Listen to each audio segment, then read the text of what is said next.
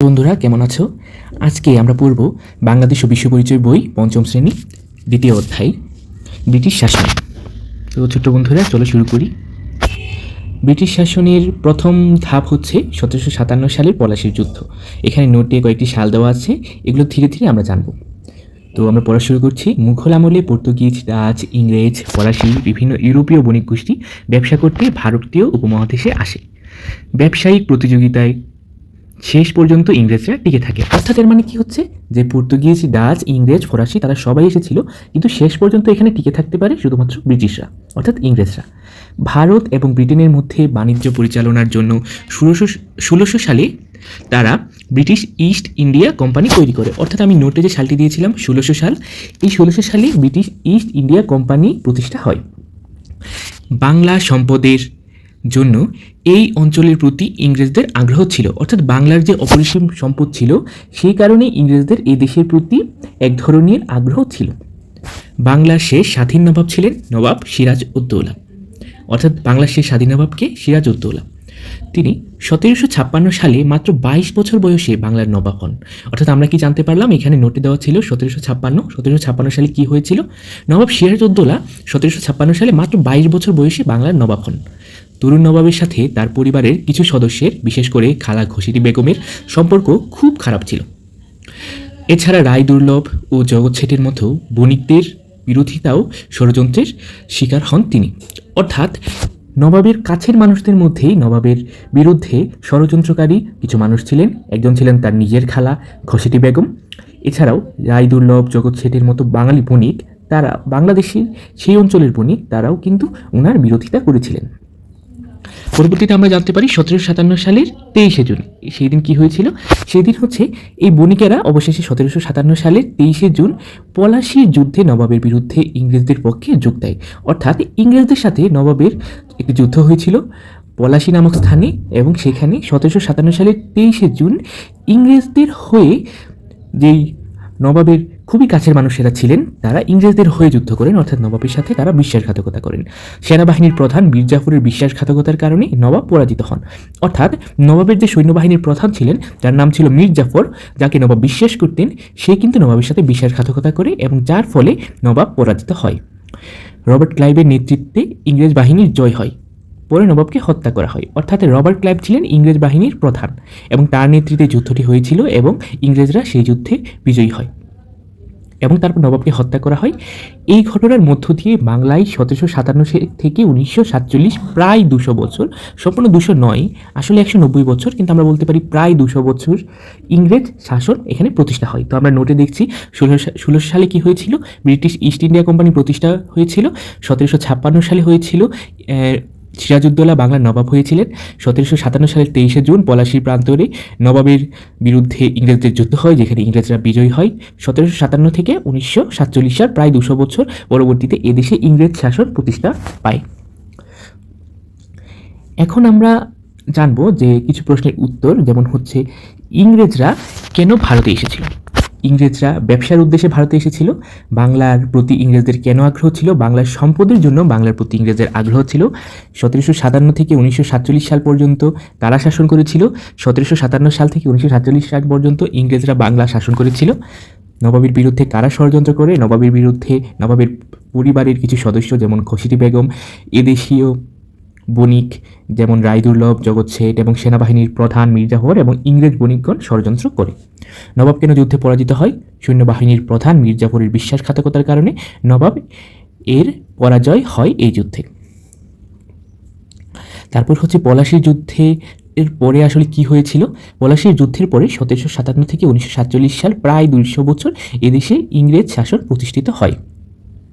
এখন হচ্ছে আমরা যদি দেখি যে নবাব এর ক্ষেত্রে তিনটি পক্ষ, ইংরেজ বণিক, এদেশীয় বণিক এবং তার পরিবার, এই তিনটি পক্ষে আসলে কারা কারা ষড়যন্ত্র করেছিল, তাহলে হচ্ছে নবাবের পরিবার থেকে ষড়যন্ত্র করেছিল ঘসিটি বেগম, এদেশীয় বণিকদের মধ্যে রায় দুর্লভ ও জগৎ শেঠ, ইংরেজ বণিক যেখানে হচ্ছে রবার্ট ক্লাইভ এবং অন্যান্য। এখন এখানে একটি প্রশ্ন আছে যে পলাশীর যুদ্ধ কবে সংঘটিত হয়েছিল। তার উত্তর হচ্ছে পলাশীর যুদ্ধ 1757 সালে সংঘটিত হয়েছিল। এখন আমরা পরবর্তী পৃষ্ঠায় চলে যাচ্ছি। পরবর্তী পৃষ্ঠায় এখানে কিছু নোট দেওয়া আছে। 1857 সাল, 1858 সাল, ব্রিটিশ শাসনের খারাপ দিক, ব্রিটিশ শাসনের আরও কিছু দিক। আমরা পুরো পৃষ্ঠাটা পড়লে সম্পূর্ণ ধারণা পাবো। 1757 থেকে 1857, প্রায় 100 বছর এই দেশে ইস্ট ইন্ডিয়া কোম্পানি শাসন চলে। অর্থাৎ যে ইস্ট ইন্ডিয়া কোম্পানি নবাব সিরাজউদ্দৌলাকে হারিয়েছিল, তাদের শাসন প্রায় এখানে 100 বছর ধরে চলে। ইতিহাসে যা কোম্পানির শাসন নামে পরিচিত। কোম্পানির প্রথম শাসনকর্তা ছিলেন রবার্ট ক্লাইভ। আমরা একটু আগেও জেনেছি রবার্ট ক্লাইভের নেতৃত্বে ইংরেজরা নবাবকে পরাজিত করে তারপর রবার্ট ক্লাইভ কোম্পানির প্রথম শাসনকর্তা হন। প্রায় 100 বছর পরে 1857 সালে সিপাহীদের মধ্যে অসন্তোষ দেখা দেয় এবং তারা বিদ্রোহ করে। এই যে আমি লিখেছি 1857 সাল, 1857 সালে কি হয়? সিপাহী বিদ্রোহ হয়।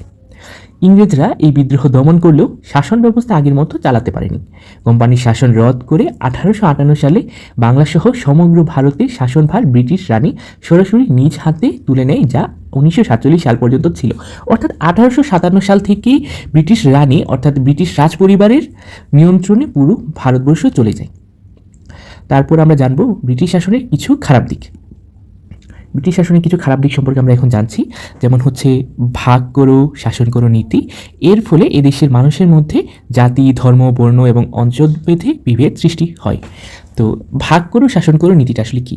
ভাগ করো শাসন করো নীতিটা হচ্ছে ইংরেজরা চেয়েছিল এদেশের সাধারণ মানুষ যাতে ঐক্যবদ্ধ না হতে পারে, তাই জাতি, ধর্ম, বর্ণ, অঞ্চলভেদে তাদের মধ্যে বিভিন্ন ধরনের সমস্যা সৃষ্টি করে এবং তাদের মধ্যে একটা বিভেদ সৃষ্টি করার চেষ্টা করে, যাতে বাঙালিরা এবং ভারতবর্ষের মানুষেরা নিজেরাই নিজেদের মধ্যে কোন্দলে জড়িত হয়। তারপর আমরা জানব অনেক কারিগর বেকার ও অনেক কৃষক গরিব হয়ে যায় এবং বাংলায় দুর্ভিক্ষ দেখা দেয়। তো আমরা বাংলায় একটি ঐতিহাসিক দুর্ভিক্ষ সম্পর্কে জানি, যাকে আমরা বলি যে 76-এর মন্বন্তর। 76-এর মন্বন্তর এই দুর্ভিক্ষটি হয়েছিল বাংলা 1176 সালে, যা ইংরেজি 1770 সাল। এবং এই 76-এর মন্বন্তরে পুরো বাংলায় অনেক মানুষ মারা যায়। অল্প সংখ্যক জমিদার অনেক জমির মালিক হন এবং বাংলার সংখ্যাগরিষ্ঠ মানুষ মালিকানা সত্ত্ব হারায়। অর্থাৎ এই যে ব্রিটিশ শাসন, ব্রিটিশ আমলে আসলে তারা একটি জমিদার শ্রেণী তৈরি করে, জমিদার শ্রেণীর কাছেই অনেক ক্ষমতা ছিল, কিন্তু সাধারণ মানুষ অত্যন্ত দরিদ্র হয়ে পড়ে। তো আমরা জানলাম যে ব্রিটিশ শাসনের কিছু খারাপ দিক। ব্রিটিশ শাসনের অন্য কিছু ভালো দিকও আছে, সেগুলো আমরা যদি দেখি তাহলে আমরা দেখতে পাই ব্রিটিশদের কার্যক্রমের মধ্যে আরও যা ছিল তা হচ্ছে নতুন নতুন স্কুল, কলেজ, বিশ্ববিদ্যালয় ও ছাপাখানা প্রতিষ্ঠার ফলে শিক্ষা ব্যবস্থার উন্নতি হয়। ব্রিটিশ আমলে এই একটা দিক আগের তুলনায় ভালো হয়েছিল, কারণ ব্রিটিশদের যে ভাষা ছিল ইংরেজি ভাষা, সেই ভাষা মূলত এদেশের মানুষেরা জানতো না, তাই ব্রিটিশরা চেষ্টা করেছিল এদেশের মানুষকে যাতে তাদের ভাষা শেখাতে পারে। সেই সুবাদেই তারা আসলে স্কুল, কলেজ, বিশ্ববিদ্যালয়, ছাপাখানা ইত্যাদি তৈরি করে। এর ফলে আসলে এই দেশে একটি শিক্ষিত শ্রেণী তৈরি হয়। সড়কপথ ও রেলপথ উন্নয়ন এবং টেলিগ্রাফ প্রচলনের ফলে যোগাযোগ ব্যবস্থার বিশেষ উন্নত হয়। তো ব্রিটিশরা এদেশে সড়কপথ ও রেলপথ এর উন্নয়ন করে, তারা টেলিগ্রাফ ব্যবস্থার প্রচলন করে, যার ফলে এদেশের যোগাযোগ ব্যবস্থা আগের তুলনায়। তারপর আমরা দেখব বাংলার ইতিহাসে এই ব্যক্তিদের ভূমিকা শিক্ষককে সাহায্যে আলোচনা করে, অর্থাৎ মির্জাফর ও রবার্ট ক্লাইভ। আমরা জানি যে মির্জাফর হচ্ছে সিরাজউদ্দৌলার সেনাপতি ছিলেন, যিনি সিরাজউদ্দৌলার সাথে বিশ্বাসঘাতকতা করেছিলেন, এবং রবার্ট ক্লাইভ ছিলেন ইংরেজ বাহিনীর সেনাপতি, যিনি পরবর্তীতে প্রথম ব্রিটিশ শাসক হন এদেশের। তো ব্রিটিশদের ভাগ করো শাসন করো নীতির ফলে এদেশের মানুষের মধ্যে ধর্ম, বর্ণ, জাতি এবং অঞ্চলভেদে বিভেদ সৃষ্টি হয়। তো আমাকে যদি প্রশ্ন করা হয় ভাগ করো শাসন করো নীতির ফলে কি হয়, তাহলে আমি উত্তর দেব ব্রিটিশদের ভাগ করো শাসন করো নীতির ফলে এদেশের মানুষের মধ্যে ধর্ম, বর্ণ, জাতি এবং অঞ্চলভেদে বিভেদ সৃষ্টি হয়। এখানে আমরা কিছু গুরুত্বপূর্ণ ব্যক্তিদের ছবি দেখতে পাচ্ছি, যেমন প্রথমজন হলেন রাজা রামমোহন রায়, দ্বিতীয়জন হলেন ঈশ্বরচন্দ্র বিদ্যাসাগর, তৃতীয়জন হলেন আব্দুল লতিফ, চতুর্থজন হলেন সৈয়দ আমির আলী। তিনারা হচ্ছেন বাংলার নবজাগরণের গুরুত্বপূর্ণ ভূমিকা পালনকারী ব্যক্তিত্ব। তো যখন ভারতবর্ষে ইংরেজদের শাসন শুরু হয় এবং ইংরেজদের শাসনের ফলে এদেশে কিছু শিক্ষিত শ্রেণী গঠিত হয়, উনাদের মধ্যে এই ব্যক্তিত্বরা ছিলেন এবং উনারা এদেশে নবজাগরণ করার চেষ্টা করেছিলেন। এখানে যদি এটা যাচাই করি আমরা, যে উপযুক্ত শব্দ আমাদেরকে বসাতে হবে। এখানে হচ্ছে ইস্ট ইন্ডিয়া কোম্পানি বাংলাকে কত সাল থেকে কত সাল পর্যন্ত কত বছর শাসন করে। আমরা জানি ইস্ট ইন্ডিয়া কোম্পানি বাংলাকে 1757 সাল থেকে 1857 সাল পর্যন্ত প্রায় 100 বছর শাসন করে। এখন আমরা জানব তিতুমিরের বাঁশের কেল্লা এবং সিপাহী বিদ্রোহ সম্পর্কে। এখানে নোটে আমরা দিয়েছি 1831 সালের বাঁশের কেল্লা এবং 1857 সালের সিপাহী বিদ্রোহ। আমরা কিছুক্ষণ আগেও জেনেছি যে 1857 সালে এদেশে সিপাহী বিদ্রোহ হয়। তো সেই সম্পর্কে আমরা এখন জানব। আমরা দেখতে পাই যে 1800 শতকের শেষ ভাগ থেকে 19 শতক জুড়ে ইস্ট ইন্ডিয়া কোম্পানির বিরুদ্ধে অনেকবার বিদ্রোহ সংঘটিত হয়। এমনই একটি বিদ্রোহ হচ্ছে বিদ্রোহী নেতা তিতুমিরের ইংরেজ বাহিনীর প্রতিহত করার জন্য বারাসাতের কাছে নারকেলবাড়িয়া গ্রামে একটি বাঁশের কেল্লা নির্মাণ করা। তো আমরা হচ্ছে বাঁশের কেল্লাটির ছবি দেখতে পাচ্ছি। তো তিতুমির তিনি হচ্ছে ইংরেজদের বিরুদ্ধে যুদ্ধ করেন এবং তিনি একটি নারকেলবাড়িয়া নামক স্থানে, যেটি বারাসাতে অবস্থিত, সেখানে তিনি একটি বাঁশের কেল্লা নির্মাণ করেন এবং ইংরেজদের বিরুদ্ধে তিনি যুদ্ধ করেন, যদিও সেই যুদ্ধে তিনি শেষ পর্যন্ত পরাজিত হন। এখানে দেওয়া আছে 1831 সালে ব্রিটিশদের বিরুদ্ধে এক যুদ্ধে তিতুমির পরাজিত হন এবং নিহত হন। এই যে আমি 1831 সাল দিয়েছি, এর মানে হচ্ছে 1831 সালে তিতুমিরের বাঁশের কেল্লায় ব্রিটিশদের সাথে তিতুমিরের একটি যুদ্ধ হয় এবং সেই যুদ্ধে তিতুমির পরাজিত হন। এখন আমরা দেখব 1857 সালে পশ্চিমবাংলার ব্যারাকপুরে মঙ্গল পাণ্ডের নেতৃত্বে সিপাহী বিদ্রোহ শুরু হওয়ার মূল কারণগুলো। তো মঙ্গল পাণ্ডে একজন ব্যক্তি, তিনি মূলত সিপাহী বিদ্রোহ শুরু করেছিলেন। তো সিপাহী বিদ্রোহের কিছু কারণ এখানে আছে। কারণগুলো হচ্ছে সেনাবাহিনীতে সিপাহী পদে ভারতীয়দের সংখ্যাধিক্য ছিল, সেখানে 50,000 ব্রিটিশ এবং 3 লক্ষ ভারতীয় সিপাহী ছিল, অর্থাৎ অধিকাংশ সিপাহী ছিল ভারতীয়। ভারতের বিভিন্ন এলাকায় সৈন্যদের মধ্যে সামাজিক বিশৃঙ্খলা তৈরি হয়, অর্থাৎ সেই সময় ভারতের বিভিন্ন এলাকার মানুষের মধ্যে সামাজিক বিশৃঙ্খলা দেখা দিয়েছিল। 1856 সালের পর ভারতের বাইরেও সৈন্যদের কাজ করার নির্দেশ দেওয়া হয় এবং কামান ও বন্দুকের কার্তুজ পিচ্ছিল করার জন্য গরুর ও শূকরের চর্বি ব্যবহারের গুজব নিয়ে ধর্মীয় অশান্তি তৈরি হয়। অর্থাৎ হিন্দু এবং মুসলমান উভয় জাতির মধ্যে একটি ধর্মীয় অশান্তি তৈরি হয়। তারা যখন জানতে পারে তারা যেই কার্তুজ মুখে দেয়, সেই কার্তুজে আসলে শূকর ও গরুর চর্বি দেওয়া হয়েছে। তারপর সৈন্যদের আন্দোলনকে সমর্থন জানানোর জন্য সাধারণ মানুষ প্রস্তুত ছিলেন। এই আন্দোলন দ্রুতই সৈন্যদের থেকে সাধারণ মানুষের মধ্যে ছড়িয়ে পড়ে। ব্রিটিশ সরকার কঠোর হাতে বিদ্রোহ দমন করে। এই বিদ্রোহে প্রায় 1 লক্ষ ভারতীয় মারা যায়। অর্থাৎ আমরা বুঝতে পারছি, যখন এদেশীয় সৈন্যরা ব্রিটিশ সরকারের বিরুদ্ধে বিদ্রোহ শুরু করে, তখন সাধারণ মানুষও তাদের সাথে ঐক্যবদ্ধ হয় এবং পুরো সাধারণ মানুষ এবং সৈন্য, পুরো এদেশীয় মানুষেরা একত্র হয়ে তারা ব্রিটিশদের বিরুদ্ধে যুদ্ধ ঘোষণা করে। যদিও ব্রিটিশরা কঠোর হস্তে তা দমন করার ফলে সে বিদ্রোহ খুব বেশি দূর আগাতে পারেনি, কিন্তু অনেক মানুষ, অর্থাৎ প্রায় 1 লক্ষ মানুষ কিন্তু মারা যায়। এবং এত মানুষ মারা যাওয়ার ফলে ইস্ট ইন্ডিয়া কোম্পানির হাত থেকে পুরো ভারতের নিয়ন্ত্রণ চলে যায় এবং পরবর্তীতে আমরা দেখতে পাই যে ইস্ট ইন্ডিয়া কোম্পানি এদেশে আর শাসন চালাতে পারেনি।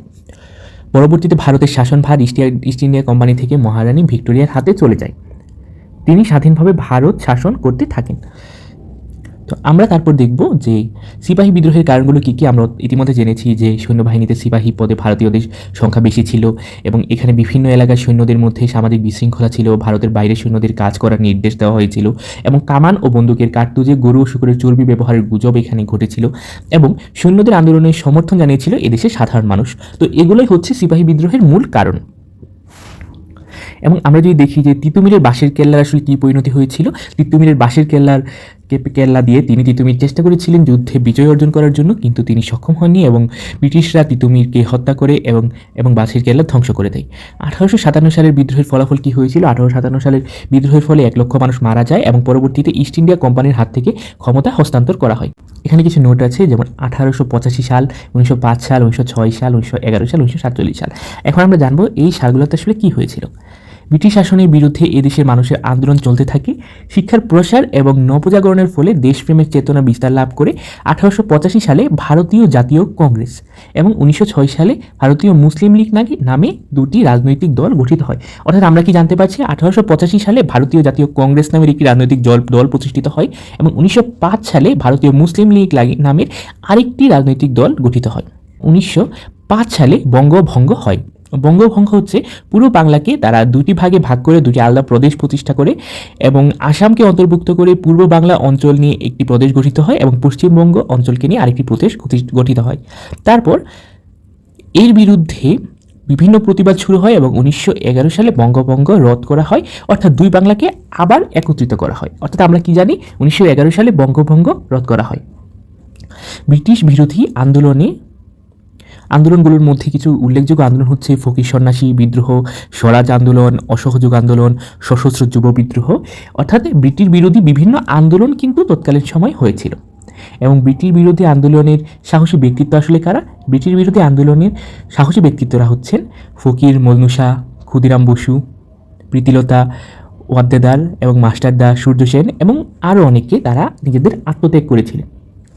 সুভাষচন্দ্র বসু এবং শেরে বাংলা একে ফজলুল হক ব্রিটিশ বিরোধী আন্দোলনে গুরুত্বপূর্ণ ভূমিকা পালন করেন। এই সময়ে রবীন্দ্রনাথ ঠাকুর, কাজী নজরুল ইসলাম, বঙ্কিমচন্দ্র চট্টোপাধ্যায়, শরৎচন্দ্র চট্টোপাধ্যায় প্রমুখ লেখকের কবিতা, গান এবং লেখার মধ্য দিয়ে বাঙালির স্বাধিকার চেতনা আরও বেগবান হয়। নারী জাগরণের অগ্রদূত রোকেয়া সাখাওয়াত হোসেন এই সময় নারী শিক্ষা প্রসারে গুরুত্বপূর্ণ ভূমিকা পালন করেন।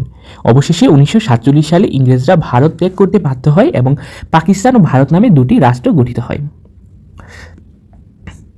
এখন আমরা যদি এখানে আমাদেরকে যদি প্রশ্ন করা হয় যে কবি সাহিত্যিকগণ কীভাবে রাজনৈতিক আন্দোলনে ভূমিকা রাখতে পারেন, তাহলে আমাদের জবাব হবে কবি সাহিত্যিকগণ কবিতা, গান ও লেখার মাধ্যমে রাজনৈতিক আন্দোলনে ভূমিকা রাখতে পারেন। আমরা জানি যে কবি সাহিত্যিকরা মাঠে আন্দোলনের চেয়ে বেশি গুরুত্ব দেন। তারা সমগ্র মানব সমাজের কাছে তাদের লেখা, তাদের চিন্তাধারা, তাদের ভাবধারা তুলে ধরতে চান, তাই তারা লেখে থাকেন অনেক কবিতা, গান এবং গল্প এবং বিভিন্ন ধরনের প্রতিবাদী লেখার মাধ্যমে তারা সমগ্র জাতির একটি জাগরণ করার চেষ্টা করেন এবং এভাবেই তারা রাজনৈতিক আন্দোলনে বড় ধরনের ভূমিকা পালন করতে পারেন। তো আমরা যদি দেখি যে এখানে বিভিন্ন আন্দোলন হয়েছিল, কোন আন্দোলনটি কখন হয়েছিল, আমরা জানি যে ফকির সন্ন্যাসী আন্দোলন হয়েছিল 1760 থেকে 1800 খ্রিস্টাব্দ পর্যন্ত। অসহযোগ আন্দোলন হয়েছিল 1919 থেকে 1922 সাল পর্যন্ত। স্বরাজ আন্দোলন অর্থাৎ স্বরাজ পার্টি নামে একটি নতুন রাজনৈতিক দল গঠিত হয়েছিল এবং স্বরাজ আন্দোলন শুরু হয়েছিল 1922 সালে। সশস্ত্র যুব আন্দোলন নামে একটি আন্দোলন হয়েছিল যেটি শুরু হয়েছিল 1930 সালে। এবং আমরা এখানে কিছু বিশেষ ব্যক্তিত্বকে দেখতে পাচ্ছি। তারা হচ্ছেন রবীন্দ্রনাথ ঠাকুর, কাজী নজরুল ইসলাম, বেগম রোকেয়া সাখাওয়াত হোসেন। অর্থাৎ তারা বিভিন্নভাবে নিজেদের লেখার মাধ্যমে এই দেশের সাধারণ জনগণের মধ্যে সাহিত্যের মাধ্যমে এক ধরনের আন্দোলনের মনোবল জোগানোর চেষ্টা করেছিলেন এবং তারা এভাবে বিভিন্ন আন্দোলনে ভূমিকা পালন করেন। অর্থাৎ সেই সময়ের বিশিষ্ট সাহিত্যিকরা হচ্ছেন রবীন্দ্রনাথ ঠাকুর, কাজী নজরুল ইসলাম, বঙ্কিমচন্দ্র চট্টোপাধ্যায়, শরৎচন্দ্র চট্টোপাধ্যায়, বেগম রোকেয়া প্রমুখ। ব্রিটিশ বিরোধী বড় আন্দোলন আসলে কী ছিল, এখানে একটি প্রশ্ন দেওয়া হয়েছে। এখানে বলা হয়েছে ক সিপাহী বিদ্রোহ, খ অসহযোগ আন্দোলন, গ ফকির সন্ন্যাসী বিদ্রোহ। আমরা বলতে পারি উপরের সবগুলোই কিন্তু ব্রিটিশ বিরোধী বড় আন্দোলন। তো এতটুকুই ছিল আজকে। সকলকে ধন্যবাদ।